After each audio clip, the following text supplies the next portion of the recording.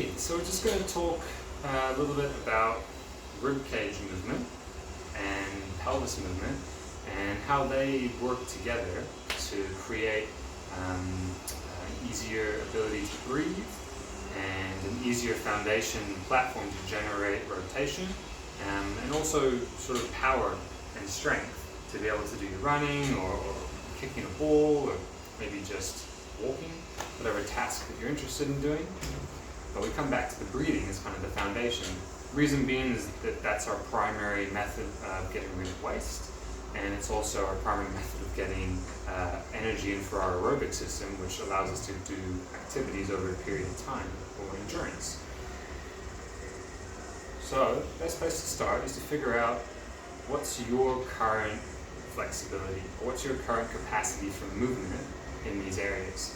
So you can do it in standing, sitting, lying down. Lying down is probably going to be easiest, just because you're sort of in gravity neutral and it's a little bit easier to feel where you are because you've got the bed against your back. It gives you some sense of place. So let's do the back one, the lying down one first, and then we'll do some other versions. So if I'm laying down like this, I want to take my pelvis, so hands on the hips, and you're going to rock your pelvis forward and rock it back.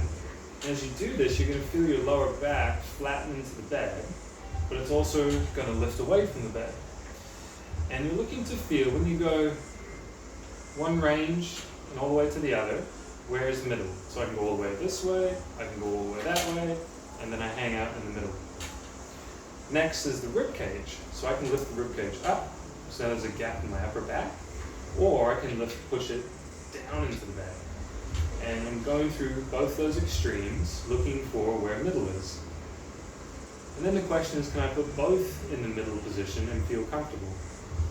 So hips in the middle, rib cage in the middle, and you might find that your head wants to do this where the chin lifts up. And if that's the case, just grab a pillow to help take the neck out of the equation. Topic for another video. Once you find that middle position, it should feel like your ribs are pressed down a little bit, but that there's also still a gap under here, that neutral spine position. Now that we're here, we check the breathing. So you put your hands around your torso between your ribs and your hip bone. There's this gap in here, and you go just there and you try to breathe. And you're looking to feel that your breath fills up in through your tummy, your thumb, in the web space of your hand. So that if I'm like this, I'm breathing in all directions, 360. What it might look like from the side is if I'm here, I can expand in all directions, but also breathing sideways. Can I in and out? And that ability to breathe will really just help create movement in the local area. And movement in the local area is going to give a little more blood there. It's going to give a little bit more sort of sense of tissues moving together. And you might find that for you, that's the cause of some of your stiffness and pain. There's lots of reasons for back pain. There's lots of reasons for abdominal pain. If it's been hanging around for a while, go and get the bad stuff checked out. Make sure that everything's crossed off before you spend focusing your time just here. There's no harm in doing this, but don't expect this to cure everything.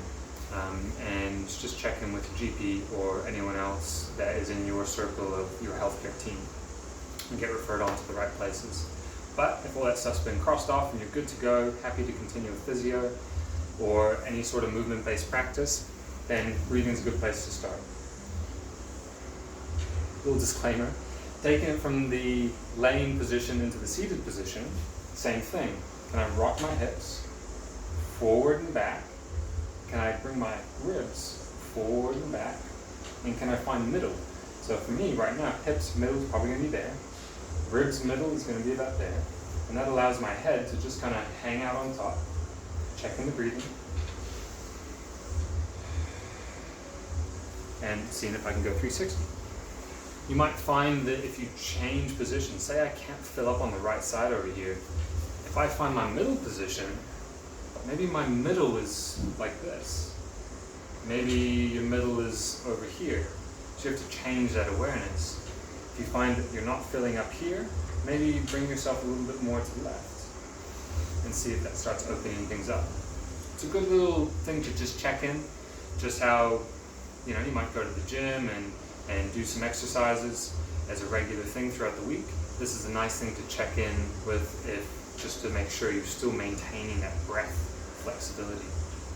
Let me know how you go with this and try and integrate it maybe into some of your other movements. Can you breathe when you squat? You may not breathe as much, but can you still get some of this tension 360?